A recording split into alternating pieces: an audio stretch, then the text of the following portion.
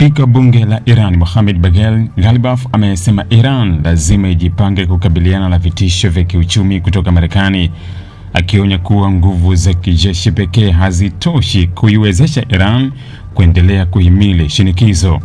Ghalibaf ambaye yuko nchini Iraq amesema ikiwa wananchi wanakosa chakula, fedha hazizunguki, uzalishaji wa ndani unadumaa na uchumi haukui, serikali haiwezi kudumu kwa muda mrefu. Haijalishi tuna nguvu kubwa kiasi gani kijeshi, ikiwa wananchi wana njaa na tuna mzunguko wa fedha, ukuaji wa uchumi na uzalishaji wa ndani, hatutaweza kuendelea kuishi, amesema. Ghalibaf amesema Iran lazima ichukue na iweke mipango madhubuti kukabiliana na vikwazo vya Marekani ambavyo amevitaja kuwa ukandamizaji. Amesema Tehran inapaswa kuongeza uzalishaji wa ndani, kuimarisha biashara na kupunguza utegemezi wa mifumo ya kiuchumi inayoweza kuathiriwa na vikwazo vya Washington.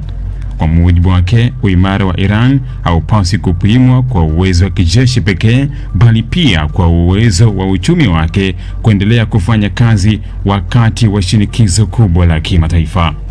Akiwa Iraq, Ghalibaf pia amependekeza Iran na Iraq kutumia sarafu zao za kitaifa katika biashara baina yao badala ya kutegemea dola ya Marekani.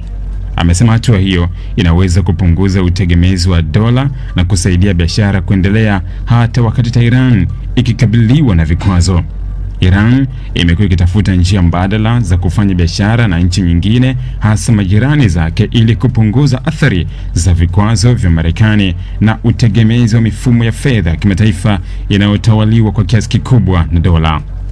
Waziri wa fedha wa Marekani Scott Bessent amesema vikwazo hivyo vipya vya Washington dhidi ya Iran vitaongeza kutengwa kwa taifa hilo kiuchumi na huenda vikadhoofisha serikali ya Tehran.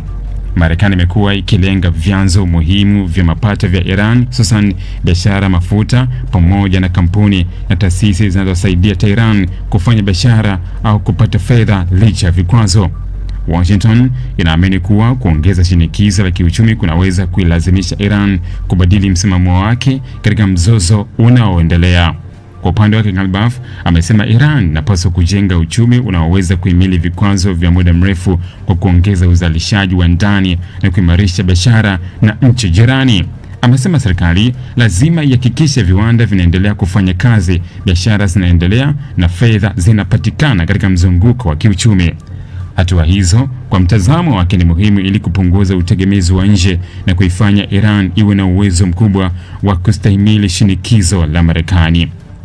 Kauli hii imekuja wakati mvutano kati ya Iran na Marekani ukiendelea katika nyanja za kijeshi, kisiasa na kiuchumi. Tehran imekuwa ikitafuta kuimarisha uhusiano wa kidiplomasia na nchi kama Iraq ili kupata njia mbadala za kibiashara, wakati Washington ikiendelea kuongeza vikwazo. Matumizi ya sarafu za kitaifa katika biashara inaweza kuwa sehemu ya juhudi za Iran kupunguza utegemezi wa dola na mifumo ya fedha inayoweza kufikiwa na vikwazo vya Marekani. Kwa ujumla, Ghalibaf amesema Iran haiwezi kushinda shinikizo la Marekani kwa kutegemea nguvu za kijeshi pekee, bali inahitaji uchumi imara, uzalishaji wa ndani na biashara endelevu.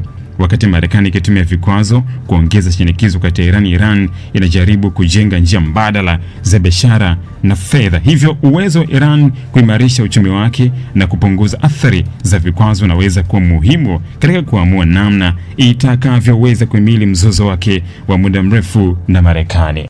Hivi unajua kwa nini makampuni makubwa duniani hayaachi kujitangaza kila siku, licha ya kwamba tayari yanafahamika?